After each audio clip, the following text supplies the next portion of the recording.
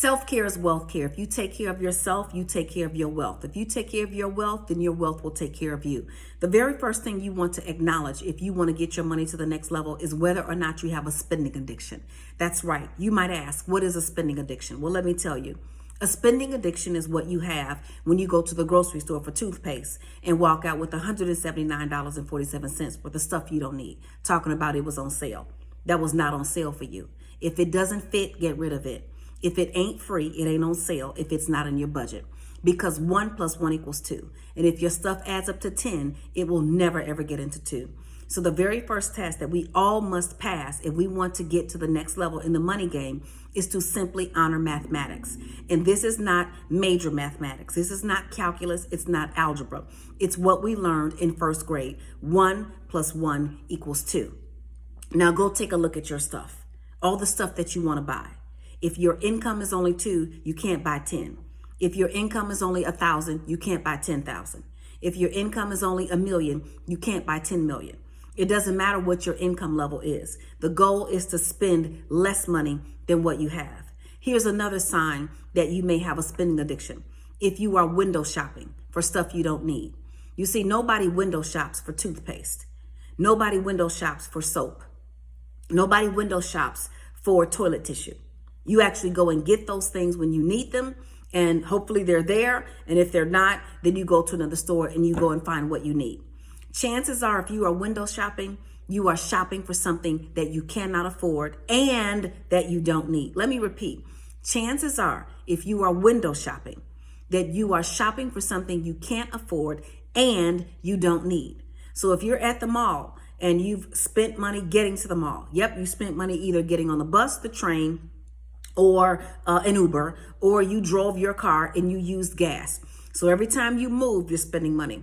When you walk into the mall, at some point you're going to get hungry. You need something to drink. Now you need a Slurpee or a slushie, or you need one of those pretzels that they have. So you're in the mall spending money. And if you are not spending money, you are spending time. And then you're walking around and seeing everything that's in the store that you cannot afford, that you want to get. And then you're dreaming about your next check or that bonus or whatever it is. Let me explain something to you. You cannot gain inner peace from buying things. You see, material illness is what you have when a material thing's presence gives you pleasure and its absence gives you pain. Let me repeat. Material illness is what you have when a material thing's presence gives you pleasure and its absence gives you pain. Now, let me give you an example of how this played out in my life. I remember when I had to file bankruptcy right after the Great Recession of 2008. And I had the car, really the car of my dreams at that time. It was a beautiful cream Lexus with gold trim and beautiful cream leather seats. And oh my God, I love this car. When I would drive up to certain places, people would say, oh, you have such a beautiful car. I love this car. But when it was time to file bankruptcy and I was repentant and I was like, I'm never going to go through this again, I decided to put the car in the bankruptcy, which meant I would not be able to drive it again. I had to drive my 2000 Toyota that had a broken door. So in order for me to drive, I had to get in on the passenger side and then crawl over to the driver's side to actually drive. And then my beat up old BMW that didn't have power or anything. I had to roll the windows down, and exert all this energy. That's what I chose to drive, because I did not have material illness. You see, I certainly got pleasure when I drove my beautiful Lexus. But when it was gone, I didn't feel any different. I didn't feel less than. I didn't feel like I missed anything. My value did not decrease. My gratitude did not decrease. My belief about my relevance to this world did not decrease. If you feel value from buying the latest designer belt, designer purse, new clothing, latest gadget, nice vehicle, if you feel like that brings you value in the eyes of yourself and others, then you potentially have material illness. And that material illness will lead to a spending addiction. Because every time you feel less than, then you will go and spend money so you can feel more than. Putting $5,000 rims on a $500 car, That's not about value. That's about wanting to look like you've achieved a certain status.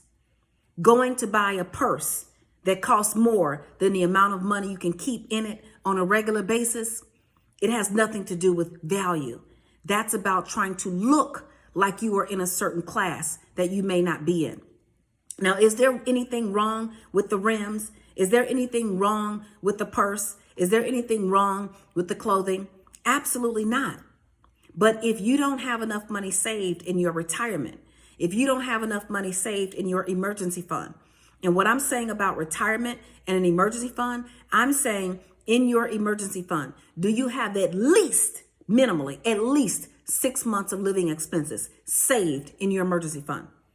In case of a pandemic, in case of a virus that puts us all in quarantine, in case of a company that shuts down and decides that they no longer need any employees, in case of a furlough on your job, in case anything happens, do you have at least 6 months of living expenses saved?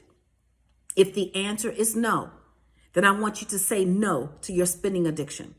You see, a spending addiction is what you have when you feel like you need to use money to please someone else. Oh, yes, I had that addiction. I used to use money to please my children. I used to use money to please my family members. You know, I would loan money to people even when I didn't have it so they wouldn't think I was broke, which I was. Yeah, I was broke, but I didn't want them to know it, and I didn't want to face it.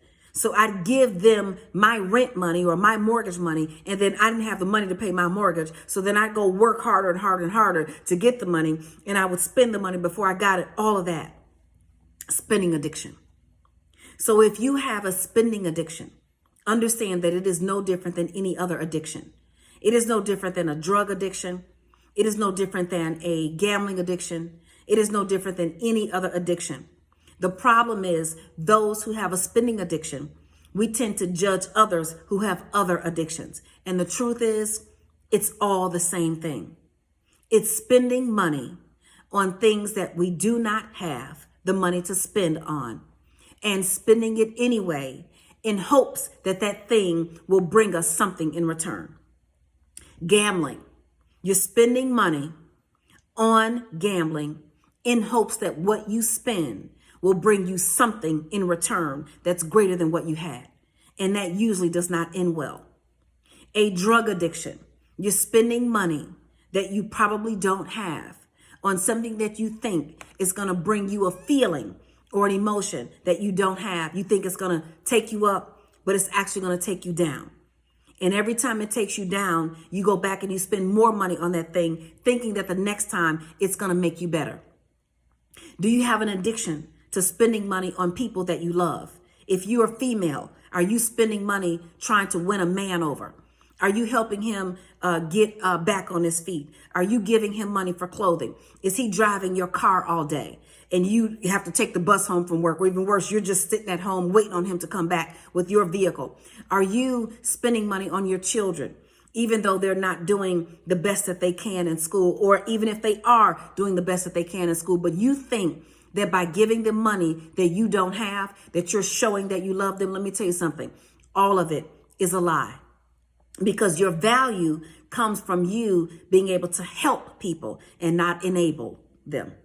You see, enabling people doesn't help anybody, and helping people helps everyone.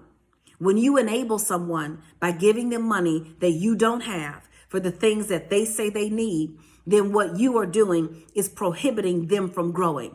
Because every time somebody asks you for money doesn't mean they need money. Every time you go and buy a new pair of shoes or buy a new outfit or buy something else to please yourself, it's not because you really need that thing. What you need to do is fill up on the inside. Give yourself self-care. And self-care is wealth care. When you take care of your money, you take care of yourself. Now, how are you going to get over this spending addiction? Well, do what I did. Only use cash for your incidentals. Now, if you followed me in the 21 Days to Financial Freedom, you can find it on my website. Go to lynnrichardson.com or go to asklynn.org. And in the 21 Days to Financial Freedom, not only am I going to show you how to break generational curses, but I'm going to teach you how to get over a spending addiction. And quite frankly, with the 30% that you use for your incidentals, it needs to be in cash. In cash. Now, because we are in a different time and maybe cash is not accepted some places, you're going to take your incidental money and put it on a separate card, separate from your savings, separate from your bills, and separate from what you use for giving, and separate from your retirement account. This money that is cash only purposes is all you get to spend on groceries, gas, hair, nails, pedicures, manicures, the new iPhone, the new video game, whatever it is. All of it has to come out of your incidental or your cash money. I remember going to the grocery store and all I had was $100 cash. By the time I got to the counter to check out, I had $200 worth of stuff. What would I have done if I had a debit card, a credit card, or a check where my bill money was? Guess what? I would have done what most people do. I would have started swiping. I would have started writing, because I would not have had the discipline to stop spending more than I had, or I would have had shame. I wouldn't have wanted to look like I didn't have the money, because you know what happens then. You have to start putting stuff back, and the people in line behind you start getting irritated, and then you start getting irritated with them, and then there's just a terrible cycle. So what you do is just spend the money you don't have, and guess who loses? You. So you want to take the first 10% you tithe, the next 10% of every dollar you get you save. That 30% is cash for your incidentals, or it's on a reloadable debit card that you cannot overdraw. That 30%, and the remaining 50% stays in your checking account for your bills. I want you to get over your spending addiction. When you go to the store for one thing and you walk out with 10 things. When you start window shopping for things that you don't need. And when you spend money on people because you think that spending money on them is a token of your love, and really it's enabling their demise and yours. So I want you to elevate. I want you to grow. I want you to be powerful. I want you to be able to use money as a tool to grow, to build, to truly have wealth care. And it all starts with self-care. So I want you to subscribe, share this video, and then head on over to LynnRichardson.com and get help.